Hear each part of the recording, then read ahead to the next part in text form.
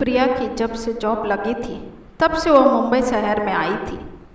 फूल सी मासूम बच्ची जवानी के दहलीज पर खड़ी थी और अपने ख्वाबों में पंख लगाकर उड़ रही थी खुले आसमानों में।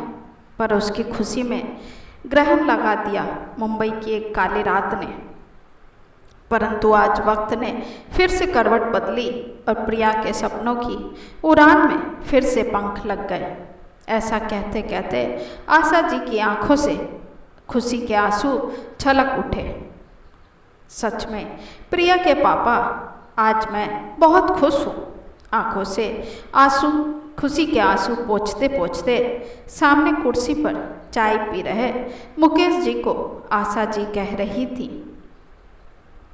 हाँ आशा जी, मैं भी आज बहुत खुश हूँ अपनी बेटी को यूँ बुलंदियों पर देखकर।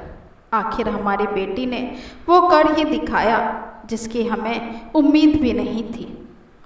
अपने जीवन के सबसे बड़े परीक्षा में सफलता प्राप्त करके दुनिया को दिखा ही दिया कि अगर हौसले बुलंद हो तो कुछ भी नामुमकिन नहीं होता। आज उसकी मेहनत रंग लाई है। उसके धैर्य और हिम्मत ने उसे फिर से खड़ा होने का सुनहरा मौका दिया है। हम खुशकिस्मत हैं जो हमें ऐसी बेटी मिली है आशा जी। मुकेश जी आशा जी के हाँ में अपनी राजामंदी मिलाते हुए कहते हैं कि तभी व्हील चेयर को हाथों से चलाते हुए प्रिया कमरे में दाखिल होती हैं।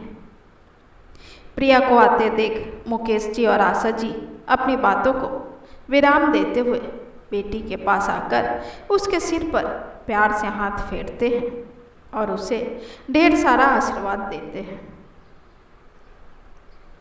क्या बात है माँ पापा, आज बड़े खुश लग रहे हैं आप दोनों, प्रिया मुस्कुराते हुए कहती हैं। खुश कैसे ना रहूं प्रिया बेटा,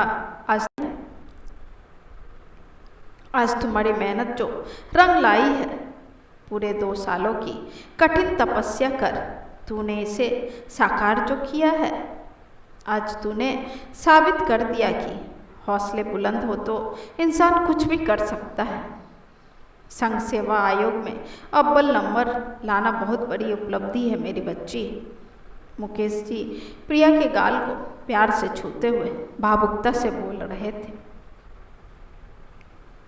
मुकेश जी की बातें सुन प्रिया अपने माँ और पापा का हाथ अपने हाथों में पकड़ कर थोड़ी इमोशनल होते हुए कहती है, ये सफलता आप दोनों की है माँ पापा। आप दोनों के सपोर्ट के बिना ये बिल्कुल संभव नहीं होता। इस जीत के असली हकदार आप दोनों हैं माँ पापा। अगर आप दोनों का हाथ ना होता मेरे सिर पर तो मैं कब का ना हार गई होती और इस दुनिया से अलविदा कह देती। ऐसा कहते कहते प्रिया की आंखों से निर्झर धारा बहने लगते हैं। उसे रोते देखकर मुकेश जी और आशा जी भी रोने लगते हैं, क्योंकि उन्होंने अपनी बेटी को हर रोज थोड़ा थोड़ा टूटकर बिखरते देख रहे थे। उसके दर्द को देखकर ये दोनों भी हर दिन थोड़ा थोड़ा मर रहे थे। अभी भी प्रिया के दर्द को महसूस करके वे दोनों भावुक हो गए, पर प्रिया उन्हें ऐसा रोते देखकर खुद को शांत करती है। फिर कहती है, आप ही थे ना पापा जो मुझे हर रोज हौसलों की थोड़ी थोड़ी दवा पिला रहे थे, और माँ का प्यार और उनका स्नेह मुझे फिर से जीने की उम्मीद जगा रही थी। नहीं तो मैं कब का ना मर गई होती। बोलते बोलते फिर से प्रिया की आवाज़ रुआसे हो जाते हैं। आशा जी अपनी बेटी को रोते हुए देखकर खुद भी रोने लगती है, पर मुकेश जी अपनी बेटी के सामने घुटनों पर बैठकर प्रिया की आंखों से निकले आंसू को अपनी हथेलियों पर लेकर कहते हैं, बेटा आज एक वादा कर मुझसे, आज के बाद तू कभी अपने आंखों में आंसू नहीं लाएगी। आंसू तो कमज़ोर लोगों की निशानी है, पर तू कमज़ोर नहीं बल्कि सबल है। तू तो आज हमारा सर गर्व से ऊंचा कर दिया मेरी बच्ची। जो हुआ उसे कड़वी यादें समझकर भूल जा। वक्त अब तेरा है मेरी रानी बिटिया। अब तो खुशियों ने दस्तक दी है तेरे जीवन में। अब बस आज के बाद कभी नहीं रोएगी। और फिर प्रिया के आंखों से छलके मोती को अपने हाथों से पोंछ देते हैं। दरअसल 2 साल पहले प्रिया का ट्रांसफ़र ख्वाबों के शहर मुंबई में हो गया था। वो किसी मल्टीनेशनल कंपनी में कार्यरत थी। मुंबई शहर प्रिया को बहुत पसंद आ रहा था। काम के साथ साथ उसके कुछ अच्छे दोस्त भी बन गए थे। उन्हीं दोस्तों में एक खास दोस्त था विवान। हैंडसम, स्मार्ट, सजीला, जवान। दोस्ती कब प्यार में बदल गया उन दोनों को भी पता नहीं चला। दोनों इस प्यार को शादी के पवित्र बंधन में बंधने के लिए पूरी तैयारी भी कर रखा था। विवान के मम्मी पापा भी प्रिया जैसी सुशील लड़की को पाकर खुश थे। और मुकेश जी और आशा जी भी विवान जैसा लड़का पाकर निश्चिंत थे कि उनकी बेटी ने सही फैसला लिया है। सबकी राजी खुशी से दोनों की शादी की तारीख भी पक्की हो गई थी। सब अच्छे से हंसी खुशी से कट रहा था। जिंदगी में खुशियों के नए नए रंग बिखेर रहे थे और प्रिया अपने दोनों हाथों से उन प्रेम के रंगों को बटोर रही थी। पर अचानक एक दिन प्रिया के जीवन में भूचाल आ गया और सब कुछ खत्म हो गया। जब वो छुट्टी के दिन दोस्तों के साथ मुंबई लोकल से सफ़र करने का प्लान बनाया था। ऐसे भी मुंबई लोकल का मतलब नज़र हटी और दुर्घटना घटी वाली कहावत चरितार्थ होती है। उस दिन प्रिया के साथ भी वही हुआ।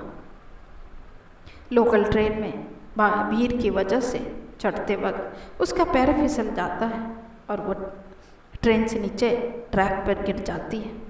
और जब तक वो कुछ कर पाती ट्रेन अपनी रफ्तार में दौड़ पड़ती है। जब तक लोगों का ध्यान जाता है तब तक प्रिया का एक्सीडेंट हो चुका था। वो खून से लथपथ बेहोश हो जाती है। उसे जल्दी ही अस्पताल में भर्ती कराया जाता है। हालत बहुत गंभीर होने की वजह से उसके दोनों पैर काट दिए जाते हैं। प्रिया जिंदा तो थी पर वो जिंदा लाश बन चुकी थी इस हादसे के बाद। इस हादसे ने उससे उसका जॉब, उसका सबसे अच्छा दोस्त विवान, उसके सारे सपने, सब कुछ छीन लिया था। एक्सीडेंट के बाद विवान ने प्रिया से अपना मुंह मोड़ लिया था क्योंकि उसे प्रिया जैसी अपाहिज लड़की नहीं चाहिए थी। विवान के मम्मी पापा भी इस रिश्ते के लिए राजी नहीं हुए और विवान और प्रिया का रिश्ता हमेशा हमेशा के लिए खत्म हो गया। अच्छा हुआ जो प्रिया को विवान की सच्चाई समय रहते दिख गई। पर वो विवान से बहुत प्यार करती थी, इसलिए विवान की जुदाई उसे बहुत दुख दे रही थी। वो विवान को खोकर बहुत मायूस थी। पल भर में उसकी पूरी दुनिया बदल चुकी थी। उस हादसे ने उसे शारीरिक के साथ साथ मानसिक तौर पर भी अपाहिज बना दिया था। 2 महीना अस्पताल में रहने के बाद वो अपने माँ पापा के साथ अपने शहर भोपाल चली आती है। जिंदगी से निराश हताश प्रिया न किसी से बात करती, न किसी से मिलती जुलती थी। हंसना बोलना तो जैसे छोड़ ही दिया था उसने। दिन भर अपने बिस्तर पर लेटे लेटे बस आंसू बहाते रहती थी। उसकी ऐसी हालत देखकर मुकेश जी और आशा जी भी काफ़ी दुखी हो जाते थे। पर मुकेश जी अपने लाडो को इस तरह रोज रोज टूटते नहीं देख सकते थे, इसलिए उन्होंने प्रिया के सामने एक बहुत सुंदर सलाह रखी थी कि उसे अपने आप को व्यस्त कर लेना चाहिए और एक बार फिर से पढ़ाई शुरू करनी चाहिए। उन्होंने संघ लोक सेवा आयोग की तैयारी के लिए कुछ किताबें लाकर दी और प्रिया को कहा, बेटा दिन भर इस तरह आंसू बहाने से जिंदगी बोझ बन जाएगी, और मैं अपनी चांद सी बिटिया को यूँ बोझ भरी जिंदगी के सामने घुटने टेकने नहीं दूंगा।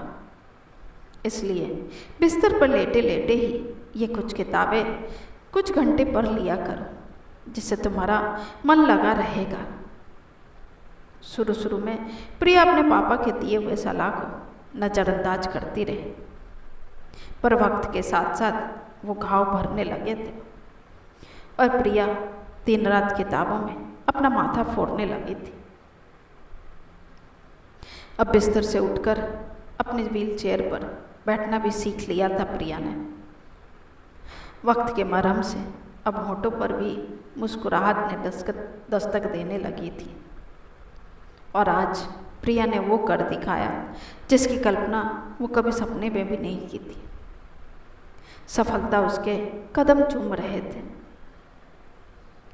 उसने साबित कर दिया कि शारीरिक दुर्बलता कुछ मायने नहीं रखती है तो इंसान के अंदर का जोश, कुछ कर दिखाने का जुनून और ज़िंदगी बोझ नहीं अपितु खूबसूरत तोहफा है उस ऊपर वाले का जिसने हमें जीवन दिया है। उसे ऐसे ही व्यर्थ न जाने दिया जाए।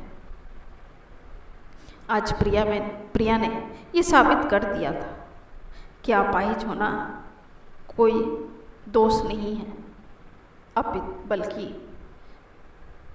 उसे अपनी शक्ति बनाकर उसने साबित कर दिया था। प्रिय दोस्तों, जीवन में कभी भी उतार चढ़ाव आए तो घबराना नहीं चाहिए, बल्कि उसका सामना करना चाहिए ताकि किस्मत को भी उसके सामने झुकना पड़े।